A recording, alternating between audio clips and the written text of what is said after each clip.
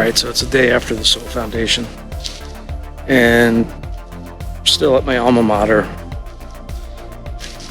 Just wanted to give folks a brief, not summary of the whole event, but just key highlights.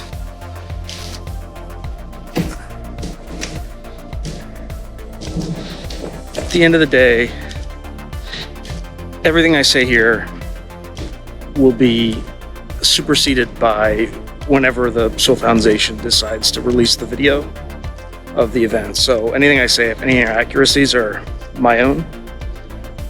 But I thought it was a really first-class event run by Dr. Gary Nolan,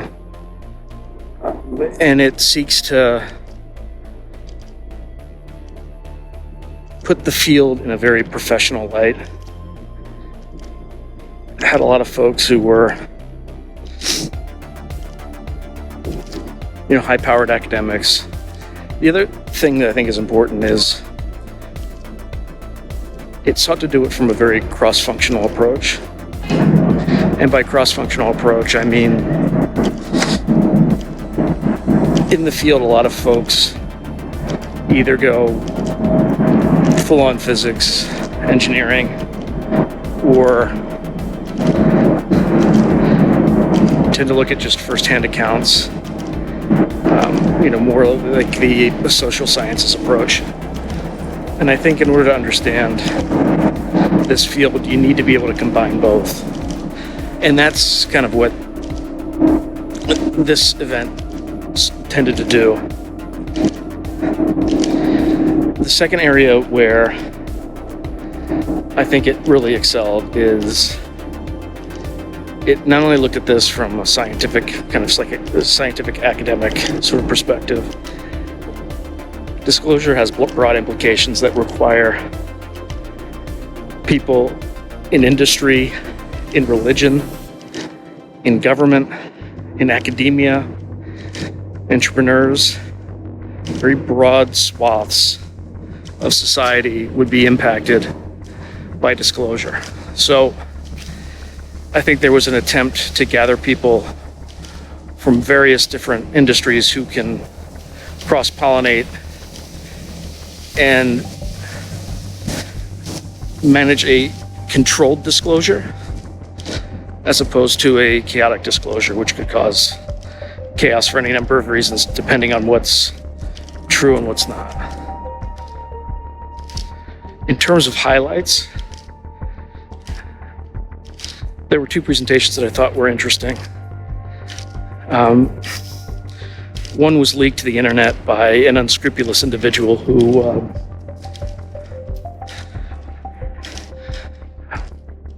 I obviously instantly disliked because they decided that they were above the rules, and in my personal opinion, ruined their welcome.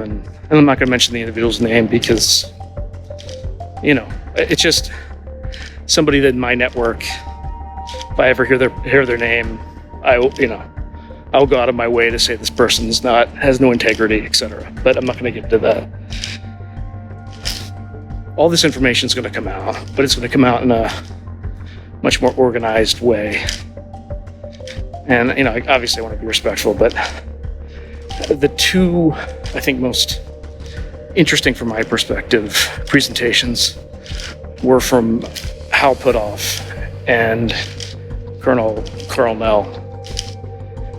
And it's not that the content was any better than any others, but in terms of what was actually communicated, I thought was rather interesting.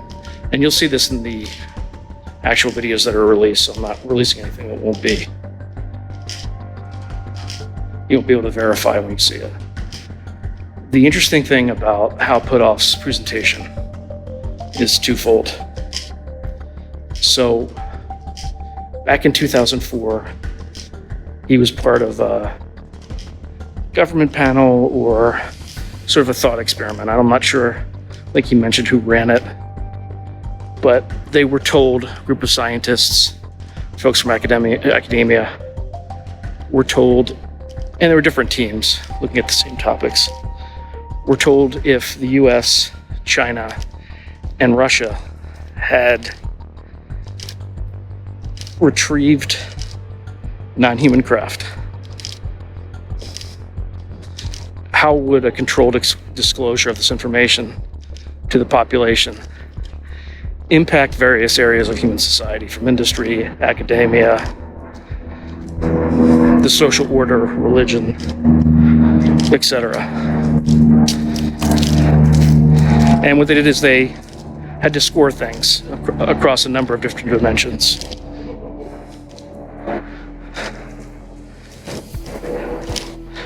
Whether or not it was negative impact or positive. I think it was like from -9 to +9, something like that.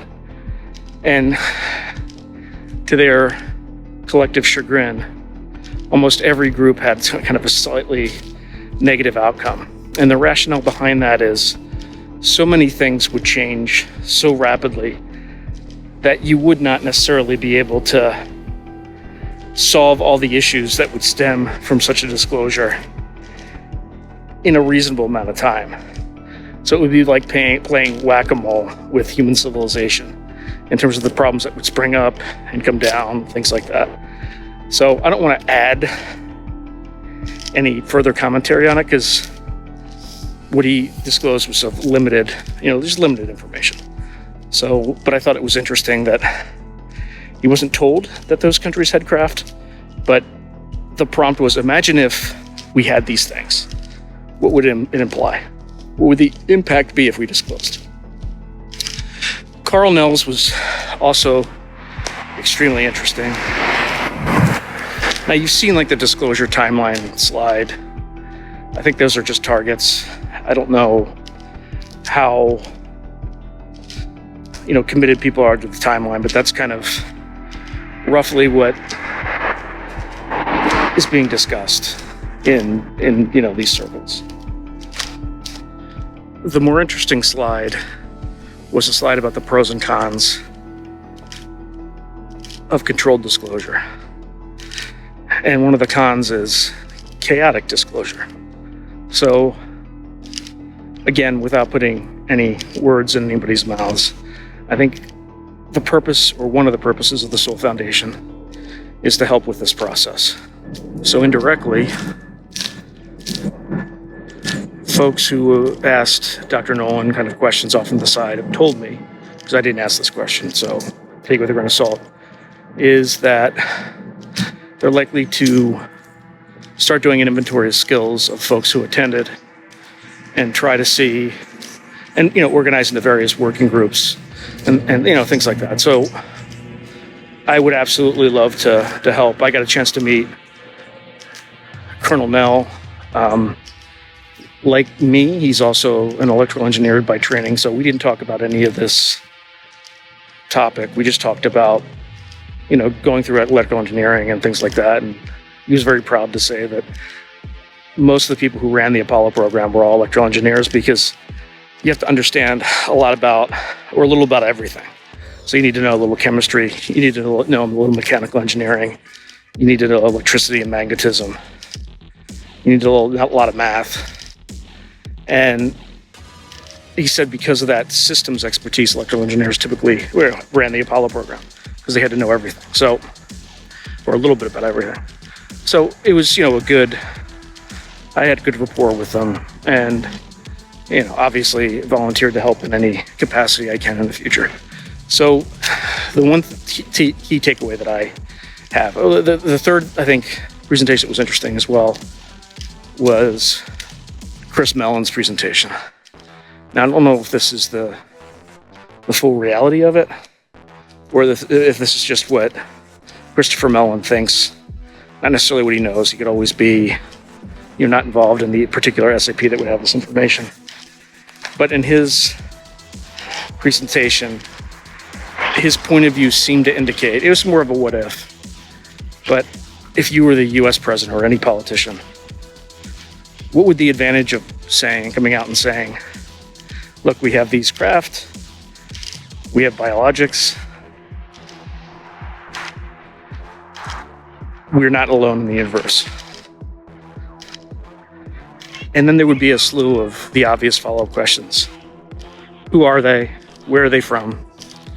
Why are they here? And if the answer is, I don't know, I don't know, and I don't know,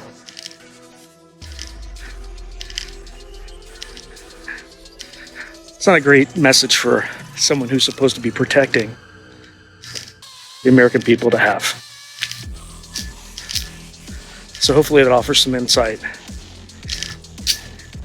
And again, if anything I've said is contradicted, but what shows up on these presentations, the error is my own.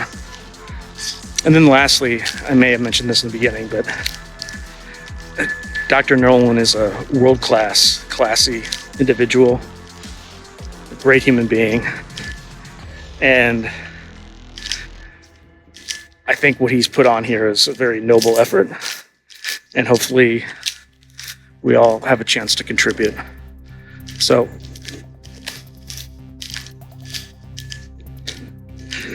from Stanford, it is Sunday, November 19th.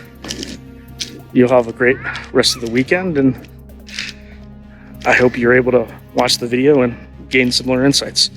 So, talk soon. If you enjoyed today's video, please hit like and subscribe, and also hit the notification button so you can be notified whenever I post new content. Thank you. Now, if you're enjoying the channel and you want to support it, there are several things you can do. In fact, there are 5 things you can do. The first thing you can do is just buy my books. I got plenty of books out in the market right now, and I would prefer that folks buy a book rather than giving me direct support, because they get something out of it. They have a real tangible product. The second way you can support me is by becoming a member on YouTube or becoming a patron on Patreon. And just go to either site and it'll explain everything.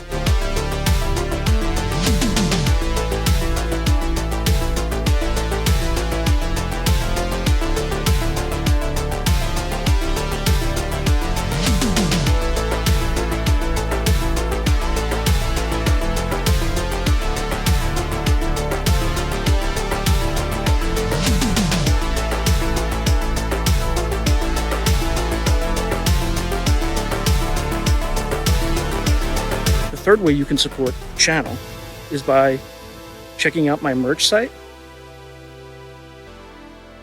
which is here. There's plenty of stuff that you can get to support the channel. And I'd appreciate that you have it and you can wear it. Not only do you help support the channel, but you also help promote the channel, and I appreciate that.